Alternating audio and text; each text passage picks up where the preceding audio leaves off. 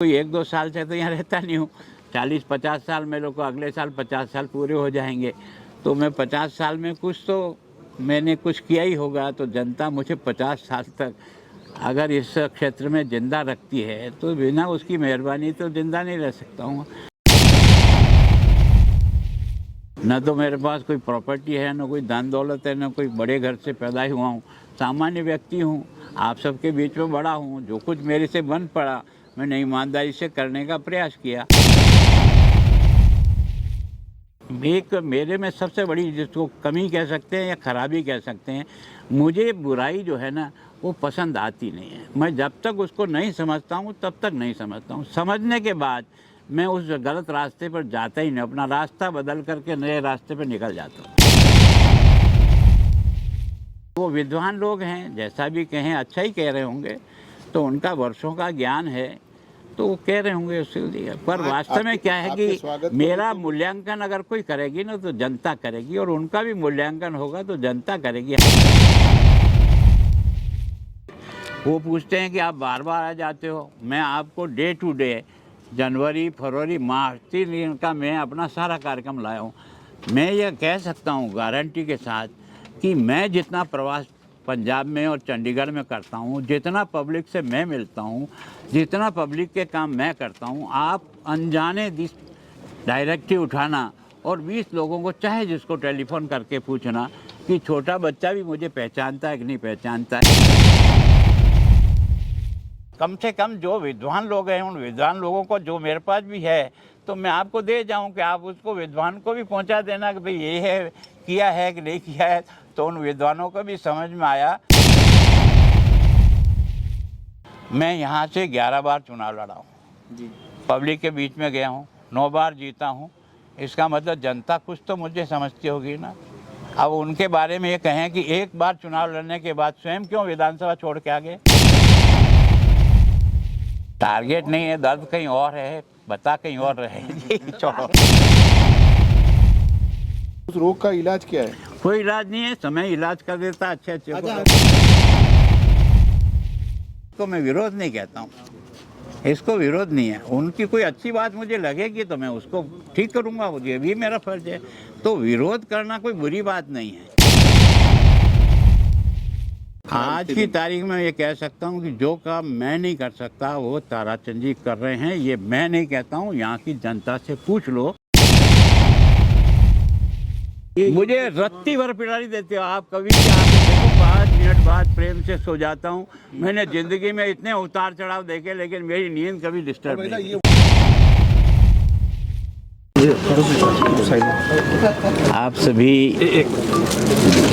सभी बंधुओं का बहुत स्वागत।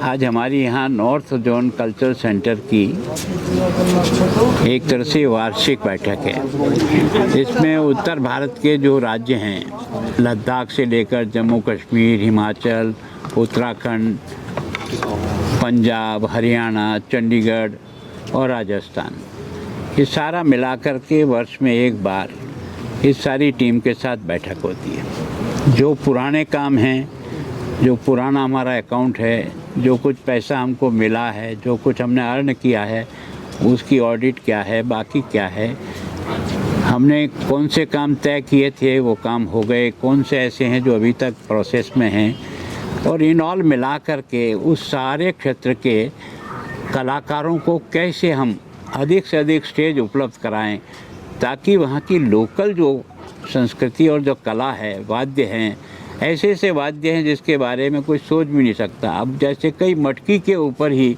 जिस प्रकार से धुन निकालते हैं, तो कई तरह के अलग अलग जिनको शायद देखा भी नहीं होगा, ऐसे ऐसे भी पुराने वाद्य हैं जिनको जिस कला के साथ वो बजाते हैं और गाते हैं।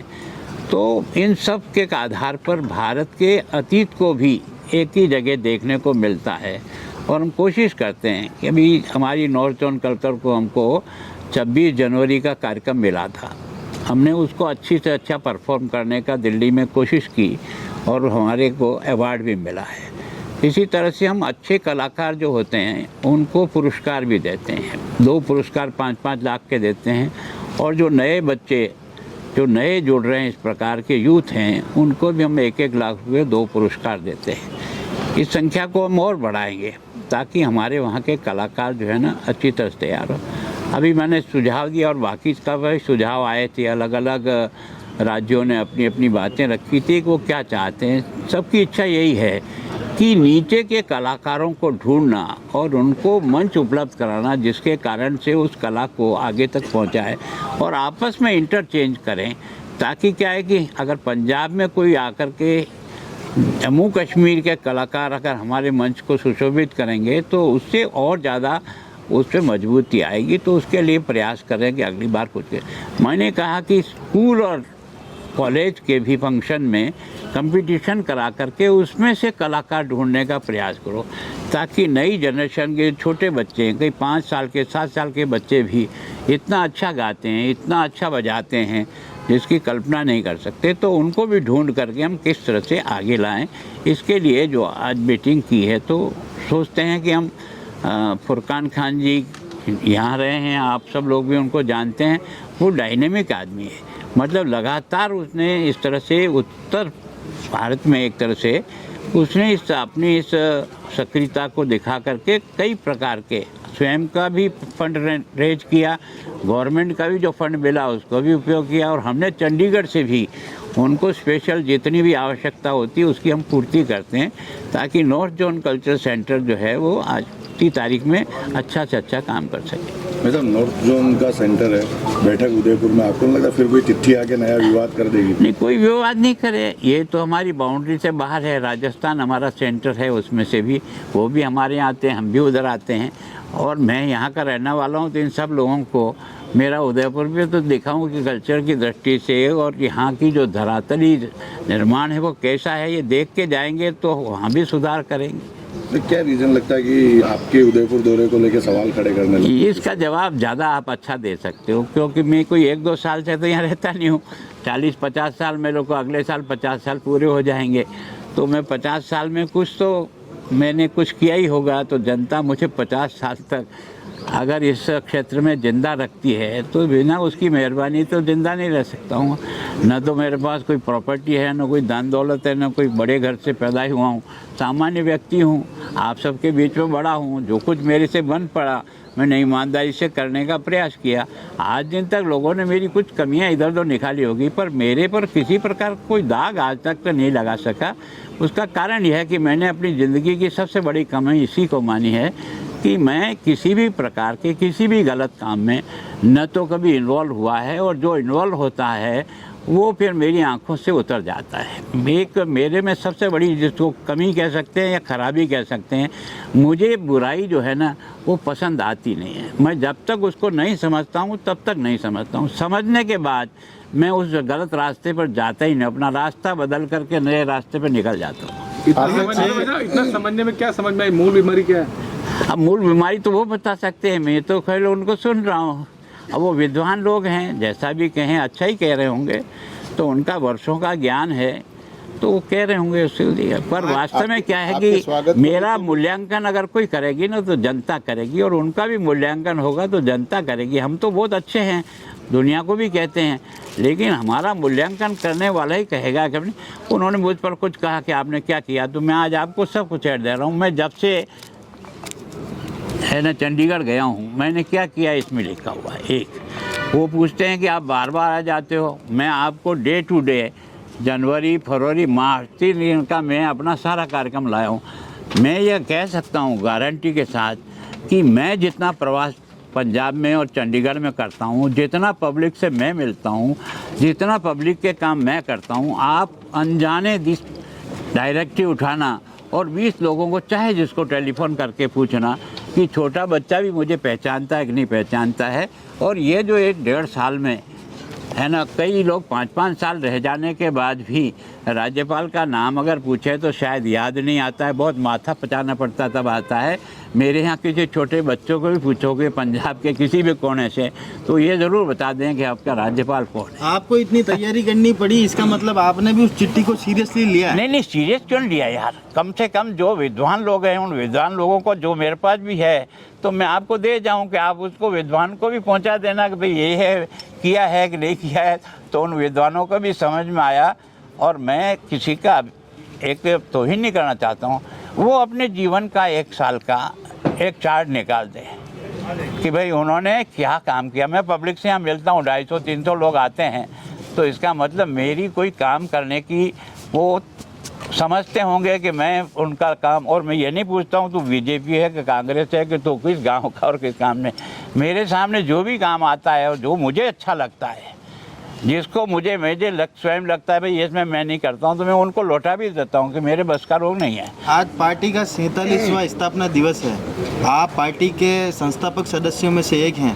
क्या लगता है वर्तमान स्थिति में पार्टी जिन सिद्धांतों पर बनी थी उन पर काम कर रही है?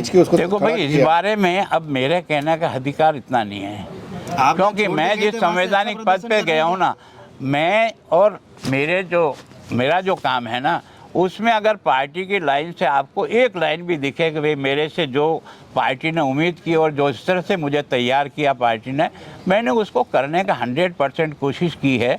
अगर उसमें से कोई कमी है वो निकल जाए तो ठीक है। मैं सोचता हूँ कि मैं इस बारे में किसी को चुनौती नहीं देता हूँ। मैं यहाँ से 11 बार चुनाव लड़ा हूँ जी, पब्लिक के बीच में गया हूँ, 9 बार जीता हूँ। इसका मतलब जनता कुछ तो मुझे समझती होगी ना।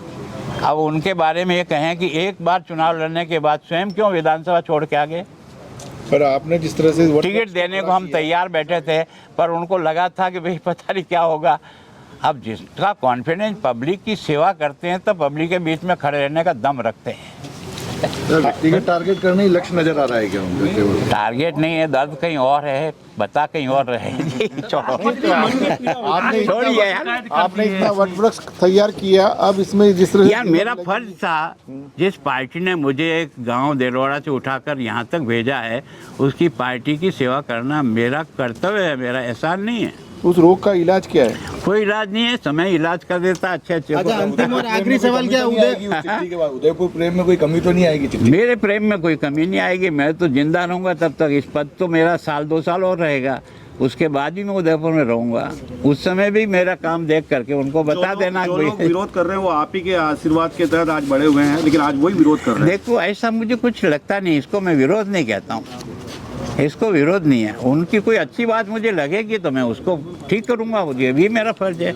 तो विरोध करना कोई बुरी बात नहीं है। मतलब अपने यहाँ निंदक नियर राखिए, आंगन कुटी छवाए, तो तकलीफ क्या है? अगर कहीं कमी है तो सुधार करेंगे।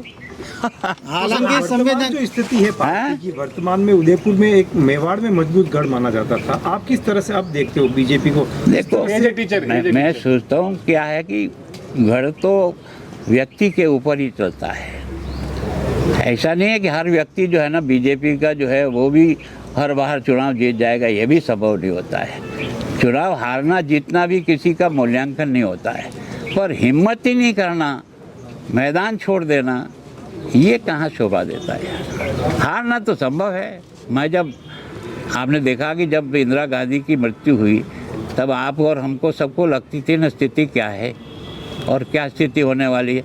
लड़े, कोई बात नहीं, हार गए 1100 वोटों से तो हार गए, और वापस इसी तरह से हम 98 का वोट जो है ना हमारे खिलाफ हवा चली गई। मुझे कहा था भैरव सिंह जी ने कि तुम सुरक्षित वहाँ नहीं हो, तुम्हारी सीट बदल दो। मैंने कहा ना। मैंने अटल जी के सामने कहा कि अगर सीट बिगाड़ी है तो सज़ा मुझे भुगतने दो, किसी नए आदमी को क्यों लगा रहे हो आप? अगर मैंने कुछ गलत काम किया है तो वहाँ की जनता मुझे सज़ा देगी।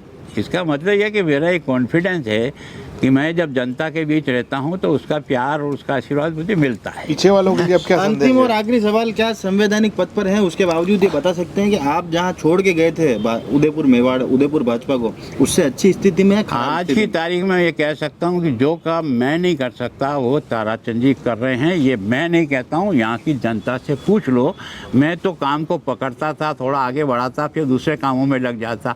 वो दांत से पकड़ करके काम को करके निकाल लाता है। ये जो आपको एलिवेटेड रोड है ना, एक आदमी की ही जिद्द के कारण से उस अपनी नगर पालिका के अंदर उसने फिर से इसको जिंदा किया। मैंने कहा बड़ोदर क्या है माताफड़ी कर दे। उनका यहाँ तो क्या सुप्रीम कोर्ट से भी केस लड़ना पड़ा, तो मैं ये एलिवेटेड रोड निकलवा के लाऊंगा। अरे बड़ा बेटा तो अच्छा है, फिर क्या छोटा बेटा जो गजपाल सिंह जी है वो भी उसी तरह से काम नहीं, करेंगे? सब अच्छे हैं ना, अच्छे हैं तभी तो बनाया होगा यार, खराब को थोड़ी बनाते हैं पार्टी। ले भैया। ये सब चीज आपको अरे! कितनी पीड़ा देती है? मुझे रत्ती भर पिटारी देते हो आप, कभी भी आके देखो, 5 मिनट बाद प्रेम से सो जाता हूँ। मैंने जिंदगी में इतने उतार चढ़ाव देखे, लेकिन मेरी नींद कभी डिस्टर्ब बेटा नहीं ये वही लोग हैं जो आपके राजभवन में आके आपसे उपरना ओढ़ के आए। नहीं, क्यों नहीं यार, देखो ये तो हर आदमी का अपना अधिकार है। वो मेरे साथ रहा, मैंने उसको उड़ाया, उसने मुझे उड़ाया, इसका मतलब ऐसा थोड़ी है कि जो सब मैं चाहूँ वैसे ही चलता रहेगा। उसका चलने का भी तरीका है, वो चले आराम से, मुझे तो कोई दिक्कत नहीं। क्या संदेश देंगे इनको? नहीं, संदेश नहीं, प्रेम से रहो, देश का काम करो मजबूती से। जिस संगठन ने आपको और मुझे शिक्षा दी, वो अपने लिए जिंदा रहना नहीं है, दूसरों के लिए जिंदा रहना सीखो। रास्ते से गुजरते हुए अगर कहीं गर्मा गर्म ताज़ा नमकीन बनती दिख जाए तो कदम अपने आप ठहर जाते हैं। खुशबू ऐसी कि माहौल ही स्वाद से भर जाए। इसी भरोसेमंद स्वाद का नाम है पंकज नमकीन, जहां हर वक्त बनती है ताज़ा, करारी और स्वाद से भरपूर नमकीन। तीखेपन और नमकीनपन का ऐसा संतुलन जो हर किसी को पसंद आए। रोज ताज़ा तैयार होने वाली वैरायटी, साफ सफाई और गुणवत्ता का पूरा ध्यान, हर बार एक जैसा बेहतरीन स्वाद। चाय के साथ हो या घर के लिए पैकिंग, यहाँ की नमकीन हर मौके को खास बना देती है। CPS स्कूल के सामने भोपालपुरा उदयपुर। पंकज नमकीन, जहाँ खुशबू बुलाए और स्वाद बार बार याद आए।